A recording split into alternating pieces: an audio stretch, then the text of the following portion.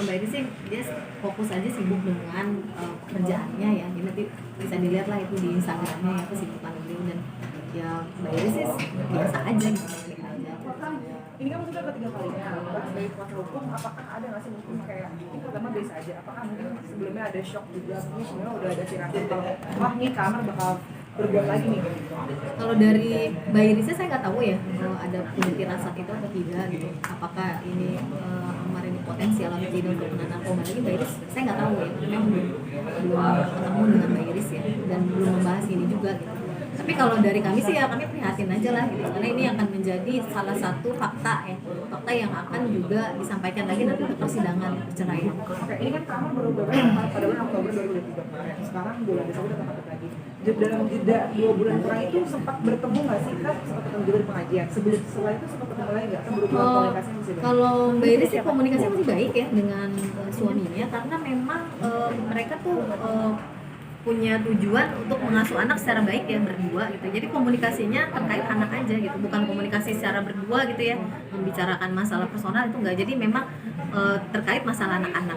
Jadi itu ketemuannya pun untuk anak-anak gitu. Berarti sering tatap muka juga nggak sih? Atau mungkin lebih banyak lebih ke via WA gitu? Ada pertemuan ada ya, tapi memang dalam rangka untuk mempertemukan anak ya, anak-anak dengan ayahnya gitu, seperti itu.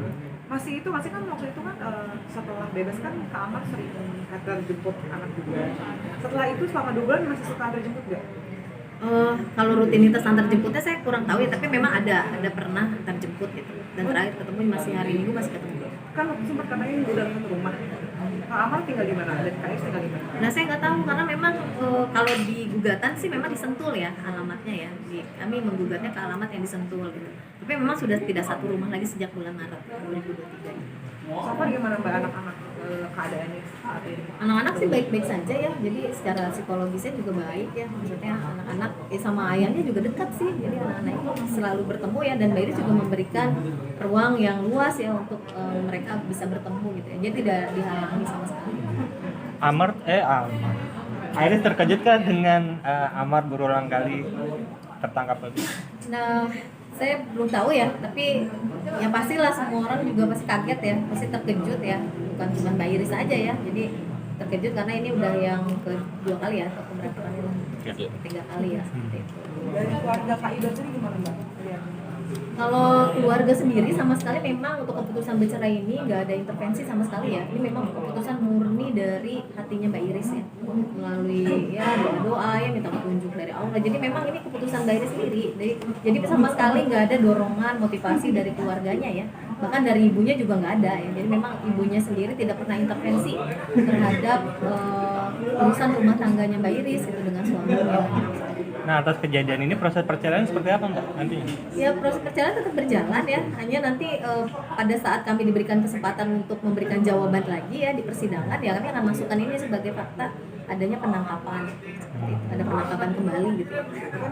Ini kan udah dibuat cerai ya, apakah memang alasannya Kak Ais itu benar-benar mati karena Kak Amar menggunakan ya alasan salah satunya itu, jadi tapi ini bukan satu-satunya alasan, ini salah satu alasan memang yang membuat Mbak Iris ingin mengajukan gugatan cerai adalah penggunaan narkoba ya, karena suaminya menggunakan narkoba. Jadi itu, nah itu juga sudah diketahui dengan adanya fakta ya, penahanan, penangkapan gitu ya, dan juga putusan dari pengadilan.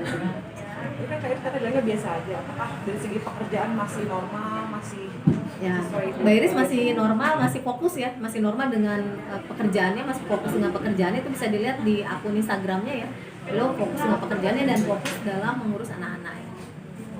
Berarti kan udah dibilang kan kemarin jalan ke Kamar bilang setelah bebas dari penjara itu katanya keuangan sudah habis penjara. Jadi kan sekarang dibilang yang cari uang lebih ke Kak Iris sendiri gitu. Dari Kak Iris sendiri ada kasih mungkin mengeluh kayak nih gue nyari banting tulang diri sendiri kayak kan Kamar udah gak ada uang. Karena dalam gugatan itu tidak menjadi tuntutan ya, jadi Mbak Iris tidak menuntut soal nafkah ya, tetapi memang tuntutan nafkah itu nanti pasca perceraian ya, tuntutan itu meminta agar pihak tergugat mau memenuhi ya untuk pembayaran nafkah itu. Tapi kalau yang sudah terjadi tidak ada, jadi nggak ada tuntutan nafkah masa lampau, itu nggak ada.